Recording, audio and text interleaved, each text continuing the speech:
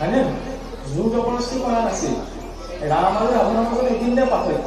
ভগৱান ৰামে সীতা দেৱীক হৰণ কৰি নিয়াৰ পিছত গৈ পেলাই যদি দ্বিতীয় বিবাহ কৰিলেহেঁতেন, কাৰোবাৰ জীৱনত এনেকৈ কিবা ঘটিব পাৰে। সেই ক্ষেত্ৰত কোৱা নাই মই, এজ এ হ'লেহে কথাটো ল'ব। গৈ পেলাই যদি দ্বিতীয় বিবাহ কৰিলেহেঁতেন, তেতিয়া কাৰো একো ক'বলগীয়া নাই। ৰজা হয় কোনে নিলে গম নাপায়। নিজৰ পত্নীক বিচাৰি যে 14 লাখ কিলোমিটাৰ খোজকাঢ়ি গ'ল, সেইকাৰণেই ৰাম ভগৱান নিজৰ পত্নীক বিচাৰি গৈছে। আগৰ সেইটো বান্ধি দিলে, আমাৰ ইমানখিনি কৰিলেহেঁতেন। মৰাৰ পিছত আমাৰ অলংকাৰকেইটা কাৰ লগত কি কৰিব সেইটো লৈ ন্যায় ৰাখে। সেইটোও বিপদ। ইয়াৰ পাছত দিলে প্ৰাণী হিংসা। প্ৰাণী হিংসা কথাটো বুজি পাইছে, সেইটো নোসোমাও আৰু, হয়নে?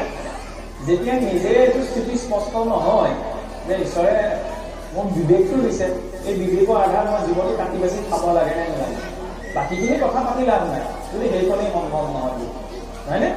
এইটো নাভাবিব বোলে লাহে লাহে হ'ব। ডক্টৰে যদি কয় আপোনাৰ ফেটি লিভাৰ আহিছে, তেল খোৱা বন্ধ কৰিব, কাইলৈ পৰা তেল খোৱা বন্ধ কৰিব, তেল যেতিয়া এৰিব পাৰে, ঈশ্বৰেও দি দিয়ে নহয়। আমি যেনেকে ফোন কলটো আহিলে, ফোন কলটো আমি ঘূৰাও ন, ঘূৰাই নে নহয়? ঈশ্বৰেও কেতিয়াবা ফোন কল দি মাৰি থাকে, মিছ কল দিয়ে, কিন্তু আমাৰ মিছ কলসমূহ আমি নুঘূৰাও। কিয় নুঘূৰাও? বাদ দিয়ক, পিছত ঘূৰাম। এইটো থাকোঁতে থাকোঁতে মানে সময় উকলি যায়।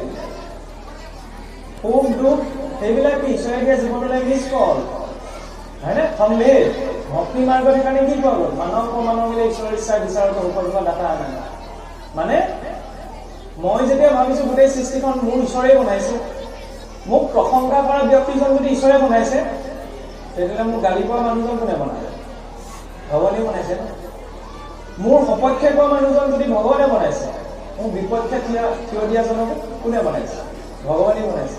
আৰু ভক্তিৰে কিমান সাহস কৰিব লাগিব যাতে মোৰ সন্মুখত মোক উঠি আহি যদি কোনোবাই স্বৰ এটাও মাৰিছে, তেতিয়া মই ভাবিব লাগিব মোৰ নিজৰ কৰ্মফলত ঈশ্বৰৰ ইচ্ছাত পাইছে। ট্ৰাই কৰি চাব পাৰি দেই, মোৰ মনত তেনেকুৱা অৱনা নাই, হয়নে? ভক্তি কৰিবলৈ সাহস লাগে। বিনা সাহসত ভক্তি সম্ভৱ নহয়। সেই পানী ভাতৰ লগত পানী খাই দিয়া বস্তু নহয় নহয়।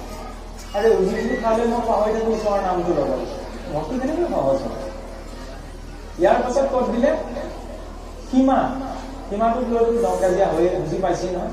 হিন্দুস্তান পাকিস্তানৰ পৰা ককাই ভাই লৈ, কিন্তু লগত একো নাই। সুবৰ্ণ পুনৰ দিছিল, মহাৰাজ পৰীক্ষিতে নিজেই পাহৰি থাকিল। আমিও এতিয়া জানো কলি মানে বেয়া বুলি এইকেইটাত আছে, কেতিয়াবা পাহৰি থকা যায়। সেইকেইটা পাহৰিব নালাগিব, তেতিয়াহে কলিৰ প্ৰভাৱৰ পৰা হাত সাৰি অন্ততঃ জীৱটো কষ্ট হোৱাৰ পথটো কম হৈ যায়। কিন্তু মহাৰাজ পৰীক্ষিত